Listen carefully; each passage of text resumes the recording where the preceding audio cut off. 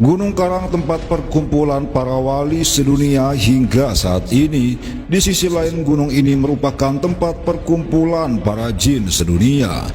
Sebagaimana yang pernah dituturkan oleh Abu Yauchi Turtusi, Gunung Karang memiliki dua bagian, putih dan hitam. Bagian putihlah tempat perkumpulan para wali sedunia, dan sebaliknya bagian hitam adalah tempat perkumpulan para jin sedunia. Tak heran jika dibutuhkan arahan khusus dari kuncen gunung bagi siapapun yang hendak mendaki Gunung Keramat ini. Gunung Karang kerap menjadi wisata religi pilihan bagi warga Banten, bahkan dari luar Banten. Biasanya, tujuan utama para pendaki mendaki gunung ini adalah situs keramat Sumur 7 yang terletak di puncak Gunung Karang dengan ketinggian 1778 mdpl di atas permukaan laut. Sejarah lahirnya Sumur 7 berkaitan erat dengan Sultan Maulana Hasanuddin saat ditantang berperang oleh Prabu Pucuk Umun. Pertarungan keduanya sengit terjadi di puncak Gunung Karang. Setelah menaklukkan Prabu Pucuk Umun, Sultan Hasanuddin merasa kehausan lalu bermunajat kepada Allah untuk memohon air minum. Kemudian sang sultan menancapkan tongkatnya di atas tanah. Atas izin Allah, seketika itu keluarlah 7 mata air menyembur dari dalam tanah. Lubang bekas tongkat yang ditancapkan inilah yang sekarang disebut situs keramat Sumur 7 Gunung Karang. Selain Sumur 7, ada beberapa situs keramat di gunung ini, seperti Batu Menhir, petilasan Sultan Maulana Hasanuddin, makam Syekh Rako, dan makam Syekh Karan. Gunung Karang adalah sebuah gunung berapi yang terletak di Kabupaten Pandeglang, Provinsi Banten. Gunung ini masuk ke dalam kelompok stratovolcano yang memiliki potensi meletus. Meski begitu, warga di sekitar Gunung Karang meyakini bahwa Gunung Keramat ini dijaga oleh para aulia. Gunung Keramat ini merupakan gunung terbesar di tanah Banten.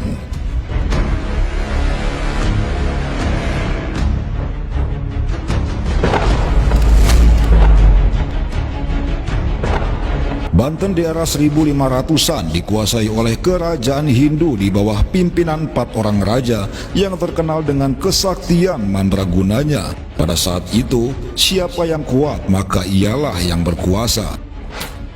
Pasukan dari Portugis, Belanda, dan Inggris begitu mudah masuk ke kawasan Banten. Dapat disimpulkan bahwa pada saat itu Banten dipenuhi orang-orang yang tidak mengenal Allah. Tahun 1526, Kerajaan Demak mengutus Sultan Cirebon Syekh Syarif Hidayatullah atau Sunan Gunung Jati bersama putranya Sultan Maulana Hasanuddin untuk segera pergi ke Banten. Belum ada kendaraan bermesin pada saat itu. Atas izin Allah, jarak antara Cirebon Banten dapat mereka tempuh hanya dalam kurun waktu 1 jam. Setibanya di Banten, Sunan Gunung Jati bersama putranya Sultan Maulana Hasanuddin pergi menuju Banten Girang dan mendapat kabar bahwa ada kerajaan yang kokoh di Banten yang dikuasai oleh 4 orang raja yang bernama Raja Sima, Raja Darga, Raja Brahma, dan Raja Ganesha. Melihat raja-raja Banten yang begitu kuat, Sunan Gunung Jati bersama Sultan Hasanuddin berpikir keras dalam mencari jalan untuk mengalahkan keempat raja tersebut agar dengan mudah mengislamkan tanah Banten. Kerajaan Demak hampir mengutus bala tentaranya ke Banten, namun Sunan Gunung Jati menahannya dengan alasan militer kerajaan Demak takkan mampu menjatuhkan raja-raja Banten yang begitu kuat. Akhirnya Sunan Gunung Jati bermunajat kepada Allah dan mendapat isyarah atau petunjuk untuk segera pergi ke Gunung Polosari. Setibanya di puncak Gunung Polosari, ternyata di sana terdapat kerajaan yang kokoh yang dikuasai oleh 4 orang raja tersebut.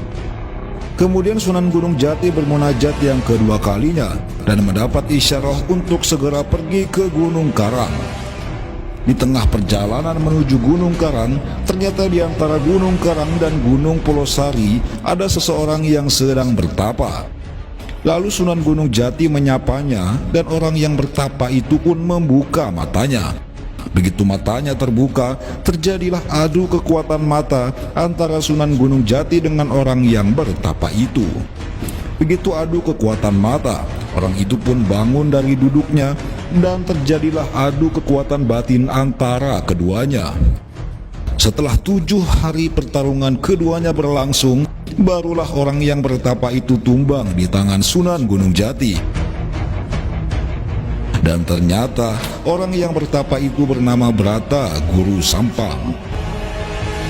Setelah mengaku kalah dari Sunan Gunung Jati, hidayah dari Allah menghampiri Brata Guru Sampang. Ia pun membaca 2 kalimat syahadat dan menyatakan dirinya telah memeluk agama Islam atas bimbingan langsung dari Sunan Gunung Jati.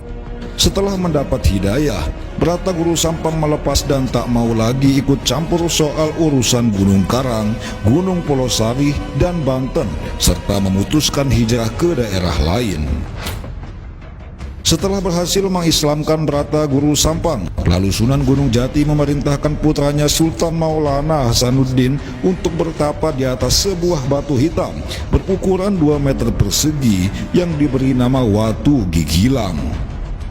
Sunan Gunung Jati berpesan bahwa syarat untuk lulus dari tapanya, Sultan Hasanuddin harus menghilangkan keangkuhan dalam dirinya dan meyakini dalam hati bahwa semesta beserta isinya hanyalah milik Allah Subhanahu wa Ta'ala.